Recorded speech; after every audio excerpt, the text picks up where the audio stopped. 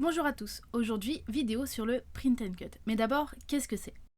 Le print and cut consiste à imprimer un design puis le découper. Et avec ça, on peut faire tout un tas de choses, notamment des stickers, du flocage et j'en passe. Bien évidemment, selon ce que vous voulez faire, le support sur lequel vous allez imprimer sera différent, mais pour le reste, c'est tout pareil.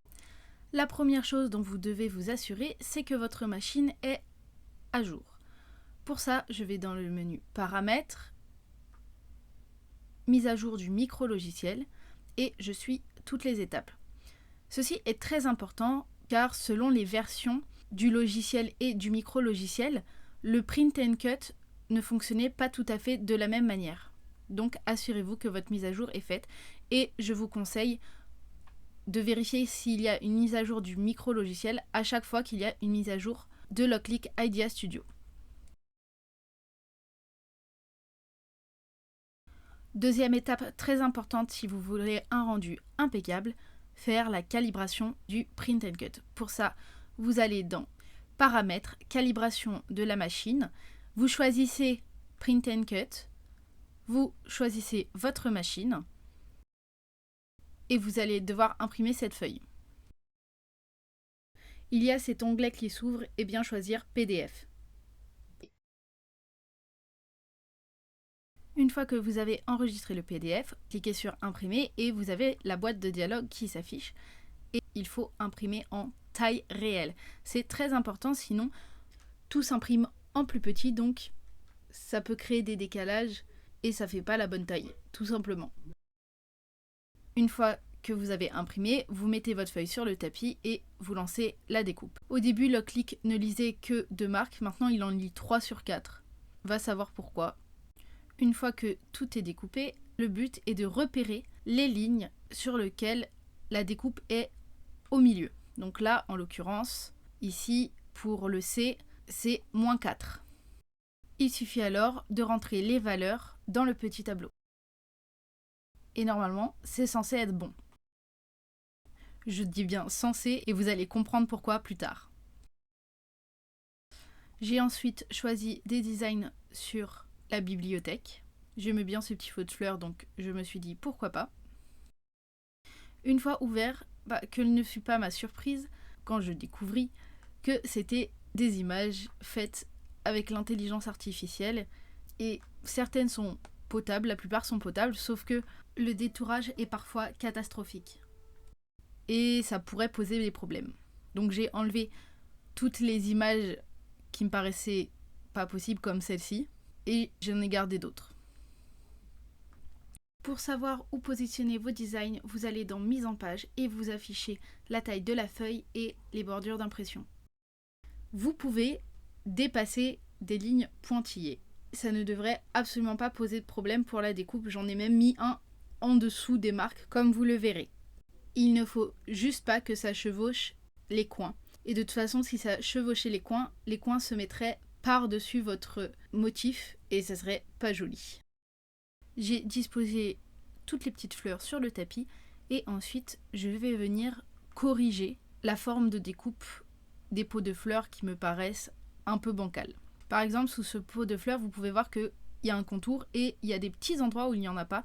Donc pour ça, je prends l'outil plume et je viens créer une forme plus grande que l'élément. Donc là, en l'occurrence, j'ai refait des petits bouts de feuilles.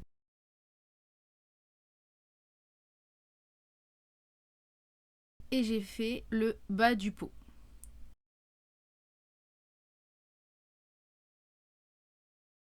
Une fois que c'est fait, avec la touche CTRL appuyé, je viens sélectionner tous les calques dans mon panneau des calques et je fais un Pathfinder unir, ce qui va rajouter les formes que je viens de dessiner au fond. Puis je le remets dans son dossier. Et voilà. Maintenant, sur ce pot de fleurs, je veux enlever les petites marques qui sont sur les côtés, qui ne sont ni des fleurs ni dans le pot. Donc, de la même manière, je prends l'outil plume, je vais venir entourer ces petits éléments. Je vais venir encore une fois tout sélectionner. Et cette fois-ci, je vais faire un pathfinder pas en faisant unir, mais en faisant soustraire. Et les petites formes ont disparu. Je vais venir ensuite combler tous les trous qui se trouvent entre les branches. Parce que ça devient une découpe beaucoup trop précise et c'est pas très utile. Mais si vous voulez le faire, vous pouvez bien évidemment. Donc, je reprends mon outil plume et je vais venir créer une forme qui englobe tous les trous que l'on peut voir sur les fleurs. Je resélectionne tout avec CTRL et en sélectionnant les calques. Puis je refais un Pathfinder en mode unir. Et voilà. Bon, on peut voir en zoomant qu'il restait des rikiki trous. Et j'ai refait le même procédé. Ensuite, je viens sélectionner tous les SVG, donc tous les fonds, et je vais venir les passer en blanc pour qu'ils ne se voient pas lors de l'impression.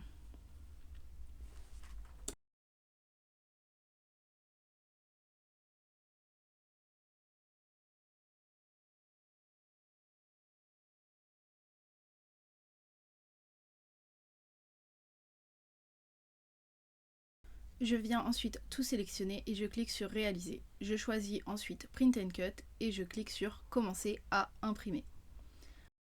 Ici, je viens faire exactement la même chose que pour la feuille de calibrage. Je viens d'abord enregistrer en PDF sur mon ordinateur, puis imprimer. Dans les espaces vides, je viens créer des petites formes qui me serviront à tester la force de découpe. Je sélectionne une des formes et je paramètre. Comme il n'existe pas de papier imprimante, j'ai mis papier photo et j'ai ajusté comme je le pensais. J'ai lancé la découpe et ça a très bien découpé, donc c'est parti.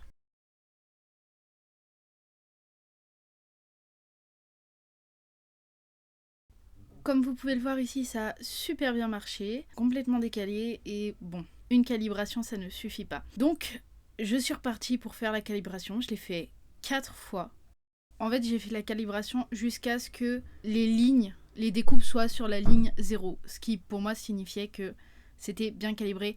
Bon, c'était pas encore tout à fait juste, mais c'était beaucoup mieux. Parce que comme vous pouvez le voir, sur les fleurs où il y a un contour blanc, bah ça se voit quasiment pas qu'il y a un décalage, parce qu'il est vraiment très léger.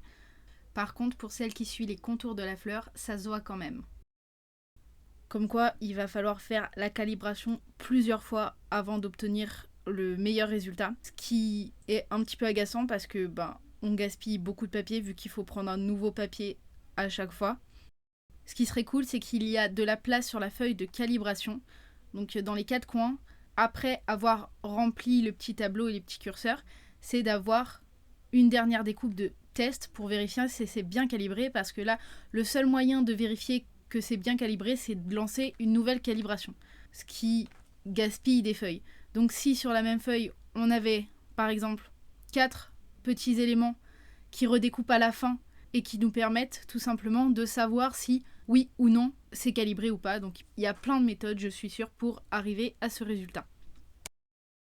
Ce que je vous conseille, ce que j'ai peut-être manqué au début, comme je veux pas que ma feuille colle de trop sur le tapis parce que sinon en fait en l'enlevant elle s'arrache vu que c'est du papier imprimante, j'ai déposé ma feuille sans trop appuyer.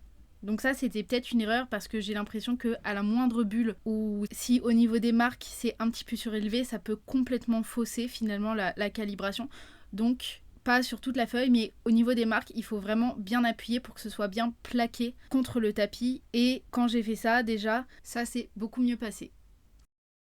Un autre petit problème que j'ai eu et que j'avais pas eu avant, c'est le cadre rouge qui s'affiche ici. Il n'existait pas avant. Et je comprends pas pourquoi ils l'ont rajouté, parce que la machine est tout à fait capable de découper jusqu'au bord du tapis.